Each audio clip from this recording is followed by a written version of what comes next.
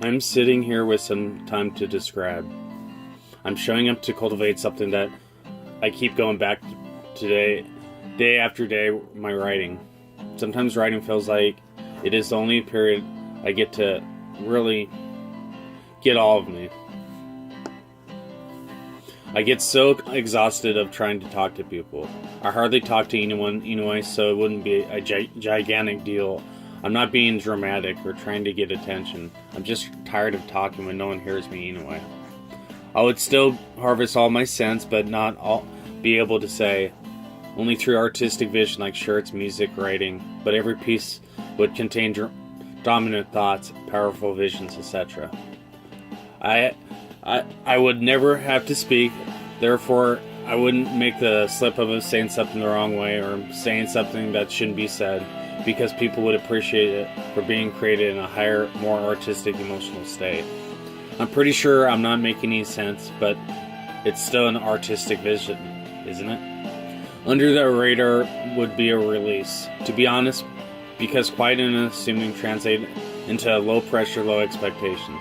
Since I hate both pressure and expectations, the inaudible route seems like it would work well for me. But quietness tempts me for other reasons too. We could just enjoy a low stress, low burden, low life. It's a free country, as they say. It starts with one person, just one willing to speak to the other person, even if it means being hated, like Jesus was. Not so that we can get answers. Answers are too easy and sometimes can bring with a blinding arrogance, meaning that certainty can sometimes obscure mystery. Easy answers are easy. Not ignorant, not gullible, not superstitious. But we chanted, I want some magic. Why else would you be here? I mean, everyone who's been here more than once has surely caught on that this isn't a dwelling place. You come to learn to be a better person. We don't do a lot of moral instruction. I want every moment to have meaning and every second a lifetime. I really wish I could talk. I couldn't talk anymore. I don't want to use sign language, but just typing and writing on paper or erasable board would be a picture perfect. I could talk without speaking and laugh without making any sounds, and maybe just small little ones. I'm so weird. I have the weirdest quirks ever. How to speak and how to not to express, how to write and how not to describe. What can be brought into etymological? What has to be dragged into language? But sometimes you have to speak and you have to write. Sometimes you have to drag things into language. Things like a body or a hook. Fish hook for a fish. I don't know if I have to speak, but I have to write. I was never picked on as a kid per se. We are never alone. We are surrounded by individuals and by our own thoughts. Even when people are distant, we see through the screen of our feelings. There is no moment, or it is very rare, when thought it is not. We don't know what it is to be alone, to be free of all association, of all connection, of all word and image. We are solitary. We do not know what it is to be alone. The ache of loneliness fills our emotions, and the mind covers it with fear. Loneliness, that deep isolation, is the dark shadow of our life. We do everything we could do to run away from it. We plummet down every avenue of escape we know, but it chases us, and we are never without it. Isolation is the way of our life. We rarely fuse with another, for in ourselves we are fragmented, torn, and unhealed. In ourselves we are not whole, complete, and the vision with another is conceivable. Only there is an integration within. We are afraid of isolation, for it opens the door to our inadequacy, the poverty of our own being, but it is the solitude that heals the deepening wound of loneliness. To walk alone, unrestricted by thought, by the trail of our desires, it is to go beyond the grasp of our mind.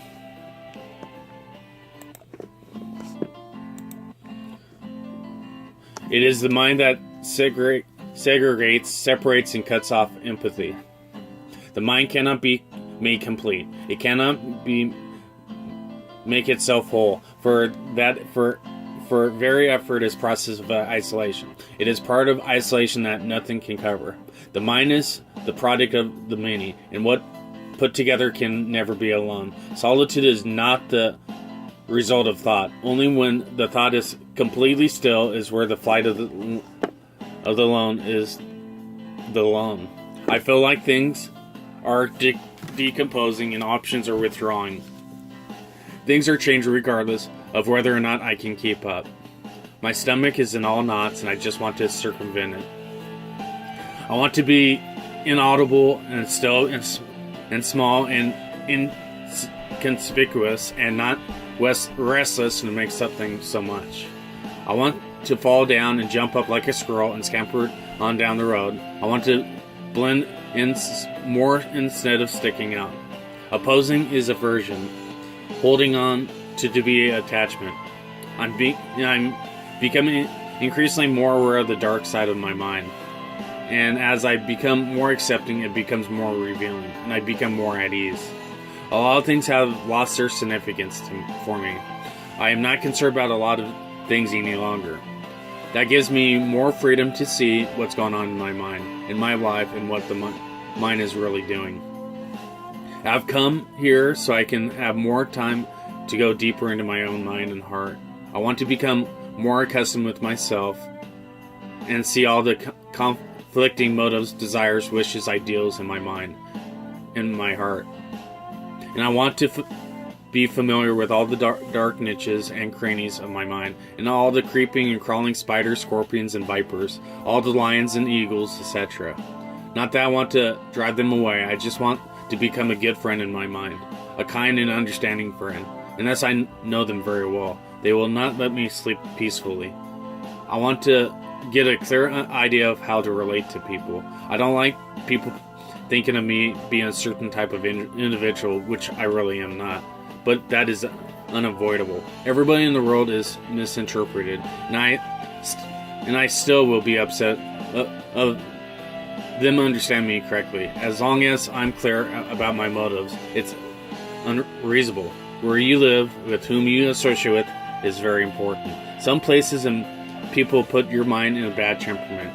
To be in a bad mood all the time can really impair your mind. We are constantly directly influenced by people around us. I am becoming more detached from people and organizations. People use people for their own self-glorification in the name of helping. I have been watching my mind for so many years now, so I'm very aware of my mind. I know how senseless, silly, foolish, mischievous the mind can be. But because I'm aware of it, it cannot carry me away. I prefer my mind empty, clear, and light of not burdened with knowledge. I have nothing to prove, nothing to defend, and nothing to propagate. I did not let foolish things when I was young. I still do foolish things from time to time. I can't even talk about them, but I try to forget them. The remnants of the things I did come to my mind. I don't resist them. I don't even feel very upset, although I feel the pain. Everybody makes mistakes. I have learned what happens to mind when a person makes a blunder, how the mind scorches with guilt, how the mind wants to forget the past mistakenly, especially how erroneously keeps the person from feeling worthy of the good things in life, such as love, respect, dedication, honor. I forgive myself. Given the circumstances, how could I have avoided doing these things? But do I need to go on feeling guilty the rest of my life? No. I've learned from my blunders, and I'll try my best not to repeat them. What can I do? Zilch. I'm not all wise. I'm very foolish every now and again. Mindfulness of my mind is my compass. When I make mistakes, mindfulness of my mind, it always tells me when I am in trouble. Yes, I can go being distressed about people for not being open-minded, but I don't want to do that anymore. I cannot change them. I am not responsible for them. I will help them if I can. Most people don't know what is happening in their mind, in their existence. They think they know, but they don't. Most people are very heavily conditioned. You need incredible awareness and honesty to overcome that conditioning. I'm not thinking, thoughts are going on by themselves. It seems like they are self-perpetuating. I want to stay out of others' lives. I want to stop being the source of someone's frustration. I breathe deeply from my diaphragm through my nose, again and again. And I remember, I just want to be peaceful. Sometimes I get tired, really tired. Feel burnout of reading, talking, thinking, planning. Then my attention turns away from all those things. I can see how pointless they are and how necessary at the same time. It is very easy to be just simply aware. So I wish I just burn out all the time. So it is okay to feel scalded out. I want to cry. I want to create. I want to share. I want to keep it all to yours truly. I want to scream. I want to be discreet. It's rather disconcerting, to be honest, but beautiful at the same time. I realize most of this is probably my hormones being completely crazy, but it's amazing regardless. I've been more materially inclined, solidly inhabiting the material universe of my senses, not the spiritual universe of my perception. Practical pig. My mind seems to be quite vivacious. It is as though I've been able to think through a concern I was frustrated and felt emotional and anxious about before. There was a polar fuzziness on all levels and uncertainty. I'm questioning my reactions, my ratings of situations, lots of self-doubt, upper respiratory fuzziness, and heaviness and mental fuzzy too. The feeling of not caring was often about insignificance. There was a dislike or small talk about it, and also hypocrisy. I could totally sense the truth. I am totally inside myself, no interest in anyone else or anything else. Told I seem irritable. I don't feel it. I don't want to make a fuss. I just want to be peaceful. I am aware of wanting and needing my own space. I want to be left alone, want space. But I want it all my own way. Critical, I know, best attitude, defensive, judgmental, ungenerous. Don't feel like being in a big group. It feels all too superficial. I feel like I have become a hermit in a cave of stone. Sadness. Feel isolated on my own. Images went through my mind of being very active, using lots of energy. I can feel my soul being pulled in all kinds of directions, trying to still that peace for me. I'm holding on with all my might. That's a lot in my past that affect me. The childhood abuse, the way people try to make themselves to feel better about themselves by putting me down. I know self-assurance is needed. I know I need to be strong to get where my path is. It's hard. I want to be quiet and stay out of the spectacle, but I don't need that crap. Have you ever sit in the garden staring up at the night sky and felt a big wave of essence in yourself and life? There's so much in those extreme moments in our lives, like happiness, misery, fear, hope, excitement, romance, depression, and confusion. I want to think of pensively while the sound of rain mesmerizes me. I want to be quiet and take a deep breath and inhale the smell of rain. I want to reach my innermost circle and sit there unperturbed and tranquil.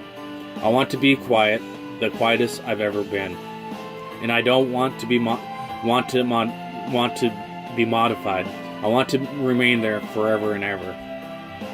Harmonious and respectful. Maybe I should just go back to bed.